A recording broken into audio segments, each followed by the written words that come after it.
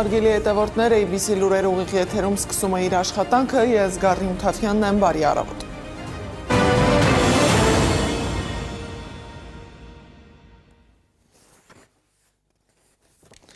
Փաշինյանը չի հանդիպելու Պուտինի հետ։ Նախընտրական շրջանի իր հայտարարությունները Փաշինյանը վիճարկում է անձամբ ինքը։ Պնդում է, թե չի ասել, որ առաջիկայում Ռուսաստանի Դաշնության նախագահի հետ հանդիպում է նախատեսվում։ Նրա խոսքով նախատեսված հանդիպում չի եղել, եւ երկրների ղեկավարների հանդիպման համար կարճ ժամանակ ասվածը մի շաբաթ կամ 1 օրը չէ։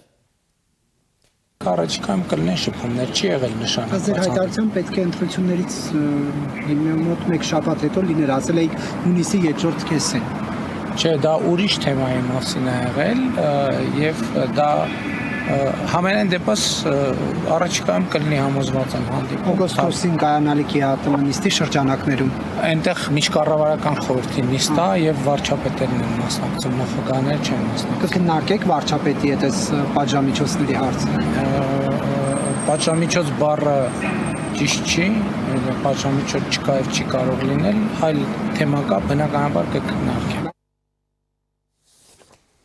Մոսկվայում եւս խոսում են Հայաստանի եւ հայ-ռուսական հարաբերությունների մասին։ Ռուսաստանի փոխարտգործնախարար Միխայել Գալուզինը քիչ հավանական է համարում, որ Հայաստանը կկարողանա իր արտադրանքի համար Եվրոպայում գտնել այլընտրանքային շուկաներ Ռուսաստանից եւ ԵԱՏՄ-ից բացի։ Միխայել Գալուզինի խոսքով Բրյուսելում հայկական ապրանքների համար մշակվող ինքնավար առևտրային միջոցառումներն ամբողջովին քաղաքականացված են եւ եւս մեկ անգամ հաստատում են Եվրամիության հակառուսական բնույթը։ Ինչ վերաբերում է Հայաստանի կողմից իր արտադրանքի իրացման համար այլընտրանքային շուկաներ գտնելու հնարավորությանը, որոնք ներկայում Ռուսաստան են հասնում մի քանի տասնյակ տոկոս ծավալներով մոտենալով 100%-ի, ես դժվար եմ պատկերացնում, թե ինչպես կարելի է դա իրականացնել։ Գալուզինը խոսել է նաև թրիփի մասին, նրա խոսքով հեռանկարները միանշանակ չեն, իսկ ռուսական մասնակցությունից նախագիծը միայն կշահեր։ Փոխարտգործնախարարը շեշտել է, որ թրիփը նախատեսվում է անցկացնել ռուս սահմանապահների կողմից պահպանվող տարածքով, իսկ դա նշանակում է, որ պետք է հաշվի առնել ինչպես Ռուսաստանի, այնպես էլ ԵԱՏՄ-ի կարծիքը։ Թրամփի ուղին դժվար թե Իրանի հիացմունքն առաջացնի, հիմքեր կան ենթադրելու, որ այն չի բավարարում նաև Չինաստանին։ Հայկական երկաթուղիները գտնվում են ռուսական երկաթուղիների դուստր ձեռնարկության հարավկովկասյան երկաթուղու կառավարման ներքո։ Հայաստանի տարածքով տարանցումը պետք է իրականացվի ԵԱՏՄ նորմերին ու կանոններին համապատասխան, որից Հայաստանը, ինչպես ինքն է հայտարարում, չի ցանկանում դուրս գալ։ Վերադառնանք Երևան, Փաշինյանը հայտարարել է, որ Իսրայելի հայոց ցեղասպանությունը ճանաչելու որոշման վերաբերյալ արձագանքի կարիք չի տեսնում։ Արձագանքի կարիք մենք չենք տեսնում, որովհետև կարծում ենք, որ հայոց ցեղասպանության զենքայնացման թեմայի մեջ չմտնելը բխում է Հայաստանի Հանրապետության շահից, այսինքն արձագանքի կարիք չի։ Ավելի քան 1 դար անց Իսրայելի կառավարությունը որոշել է իբր ճանաչել հայոց ցեղասպանությունը։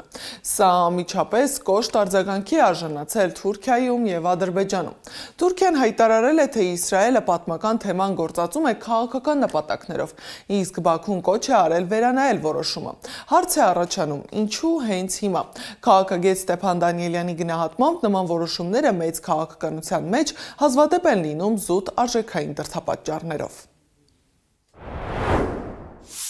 Ընդհանրապես բոլոր հարցերը լուծվում են պրագմատիկ դաշտում, ցանկացած ցեղասպանություն, ողբերգություն եւ այլն, այդ ամեն ինչը քաղաքական ազդեցություն ունենալու համար է օգտագործվում կամ որևէ մի այլ երկրին մեղադրելու համար, կոնկրետ շահեր սպասարկելու համար։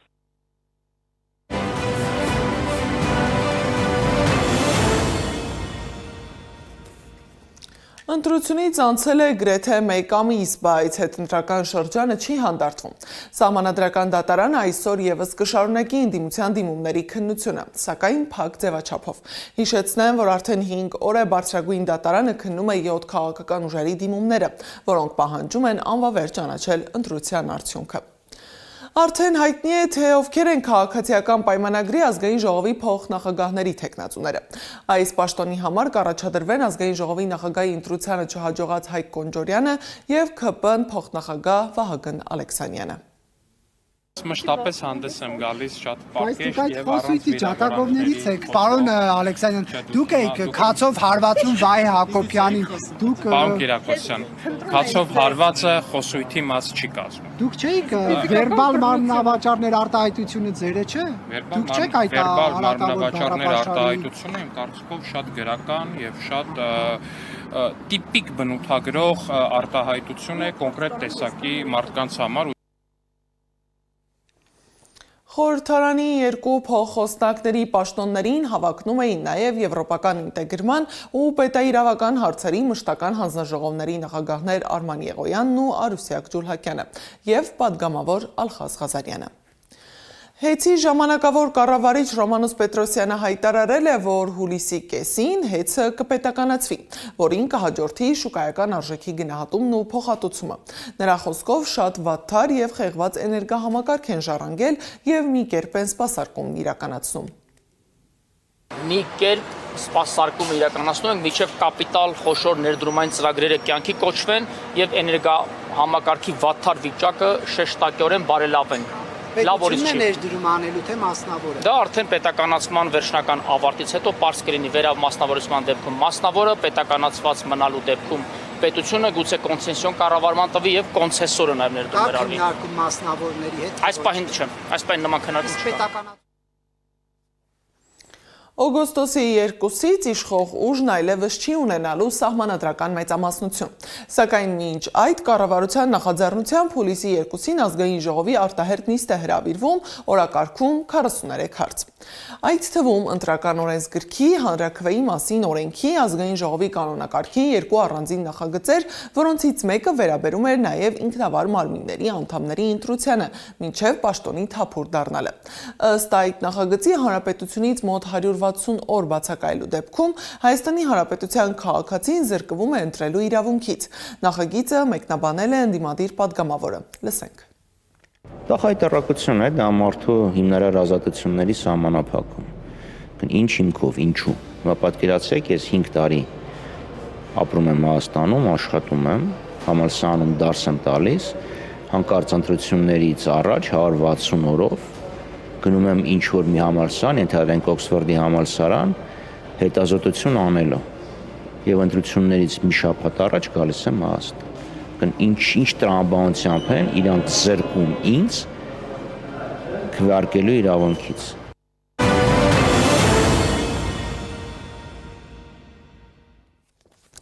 Իրանական պատվիրակությունը կայցելի Քաթար, բայց չի հանդիպի ԱՄՆ ներկայացուցիչների հետ։ Իրանի արտգործնախարարության խոսնակ Էսմայիլ Բաղայի խոսքով իրանական եւ ամերիկյան պատվիրակությունների միաժամանակյա այցը Դոհա զուգադիպություն է եւ որևէ հանդիպում նախատեսված չէ։ Նա նշել է, որ երկու երկրների միջև ստորագրված հուշագրի 10-րդ կետի համաձայն, որը վերաբերում է իրանական նավթի արտահանմանը, ամերիկյան կողմը տրամադրել է անհրաժեշտ թույլտվությունները։ Ընթացքի մեջ է նաեւ իրանական ակտիվների նկատմամբ արգելանքի վերացումը։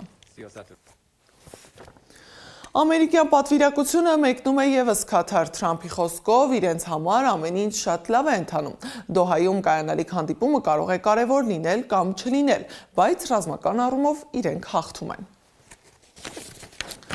Վրաստանի վարչապետ Իրակլի Կոբախիձեն եւ Ղազախստանի նախագահ Կասիմ Ժոմարտ Տոկաևը ստորագրել են երկրների ռազմավարական գործընկերության համաձայնագիր, որի համաձայն երկու երկրների հարաբերությունները տեղափոխվում են ռազմավարական գործընկերության մակարդակի։ Փաստաթուղթը ստորագրել են Աստանայում Կոբախիձեի Ղազախստան պաշտոնական այցի ժամանակ։ Բանակցություններից հետո երկու կառավարությունների անդամները նաեւ հուշագրեր են ստորագրել մշակույթի, տեղեկատվական տեխնոլոգիաների եւ զբոսաշրջության ոլորտներում։ Ֆրանսիայի նախագահ Էմանուել Մակրոնը վերջին օրերին հանրային միջոցառումների ընթացքում հաճախ է հայտնվում արևային ակնոցով, ինչը քննարկումների առիթ է դարձել։ Ըստ լրատվամիջոցների Ֆրանսիայի նախագահի աչքի արյունատար մազանոթ է պայթել ու տեղի է ունեցել արյունազեղում։ Դրա համար էլ նա ակնոց է դնում։ Եվ վերջում եղանակի մասին, օդի ջերմաստիճանը կշարունակի բարձրանալ, տեղումներ էլ չեն գրանցվի։ Այս ժամի համար նախատեսել էինք այսքանը, շարունակեք հետևել մեզ սոցիալական բոլոր հարթակներում, ABC լուրերը եթերում կլինի ժամը 12-ին, շնորհակալություն ուշադրության համար, կհանդիպենք առայժմ։